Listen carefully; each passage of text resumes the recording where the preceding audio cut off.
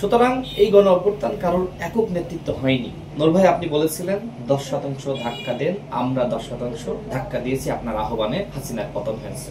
স্তমিত হওয়া আন্দোলন পুনরায় আবার জাগরণ সৃষ্টি হয়।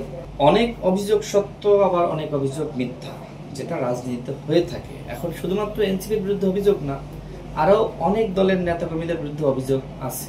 এখন রাজনীতি করলে এই অভিযোগ অনুযোগ সারা জীবন থাকবে। এখন সেটা সত্য মিথ্যা যাচাই করার দায়িত্ব কিন্তু দুদকের বা সরকারের বা প্রশাসনের। এখনো পর্যন্ত এটার সত্য মিথ্যা নির্ণয় করার জন্য তারা কোনো উদ্যোগ নেয়নি। আমরা আসলে যখন এক হওয়ার চিন্তা করেছি, তখন এই অভিযোগগুলো আমরা সামনে আনতে চাই না। এগুলো যদি আমরা সামনে আনি, সেক্ষেত্রে কিন্তু এক হওয়া যাবে না। এখন দায় তো নিতেই হবে। আপনি যখন এক হবেন, তখন তো কিছু দায় আমাদের নিতে হবে, কিছু দায় তাদের নিতে হবে, এবং এই দায় নেওয়ার মাধ্যমেই তো এক হতে পারবো। এইটাকেই ছাড় দেওয়া বলে। এই জুলাই বিপ্লবে নুরুল হক নূর অ্যারেস্ট হয়েছিলেন। তিনি 10 দিন রিমান্ডের পরে যেটি আপনাদের কাছেই বলেছিলেন, সাংবাদিকদের কাছে, তখন তার হ্যান্ডকাপ পরা অবস্থায়, তিনি অতটা সুস্থ নন, হাঁটতে পারছেন না। তারপরেও বলেছিলেন হাসিনার 90% পতন হয়ে গেছে, 10% ধাক্কা দেওয়া।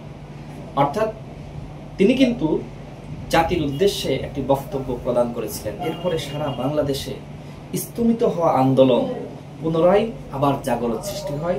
মানুষ রাজপথে নেমেছে এবং হাসিনার দেওয়া কারফিউ ভেঙে তারা গণ অভ্যুত্থান সৃষ্টি করেছে। যেদিন 6 আগস্ট নুরুল হক নূর জামিন পেলেন, আমি নিজে গিয়েছিলাম। বিএনপি, জামাতের, অন্যান্য দলের অসংখ্য নেতাকর্মী তাদের নেতাদেরকে ফুল দিয়ে বরণ করবেন, এজন্য গিয়েছিলেন কেরানীগঞ্জ কারাগারের সামনে। তখন সবাই বলছে, আমাদের সভাপতি নুরুল হক নূরকে দেখে, নূর ভাই, আপনি বলেছিলেন 10% ধাক্কা দেন, আমরা 10% ধাক্কা দিয়েছি, আপনার আহ্বানে হাসিনার পতন হয়েছে। তাহলে বুঝতে হবে যে এই গণ অভ্যুত্থানে নুরুল হক নূরের ভূমিকা শুধুমাত্র নূর নয়, আমির খসরু মাহমুদ চৌধুরী, জামাতের সেক্রেটারি জেনারেল, বিএনপির রুহুল কবির রিজভী সহ বিএনপি জামাতের অসংখ্য নেতাকর্মী গ্রেপ্তার হয়েছে। তাদের ভূমিকা না? তাদেরকে একদমই ভূমিকা নাই? অবশ্যই তাদের ভূমিকা আছে। সুতরাং এই গণ অভ্যুত্থান কারোর একক নেতৃত্ব হয়নি। এই গণ অভ্যুত্থান একটি স্বতঃস্ফূর্ত অভ্যুত্থান। সুতরাং এই গণ অভ্যুত্থানকে নিয়ে ক্রেডিটবাজি করার কোনো সুযোগ নাই। কর্তৃত্ব বা আমরাই নেতৃত্ব দিয়েছি, আমরাই সব করেছি, এই ধরনের বক্তব্য দেওয়ার কোনো সুযোগ নাই। এই গণ অভ্যুত্থান সবার।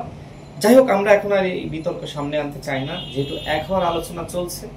আমরা যদি এক হতে পারি, সেটি সবার জন্যই কল্যাণকর।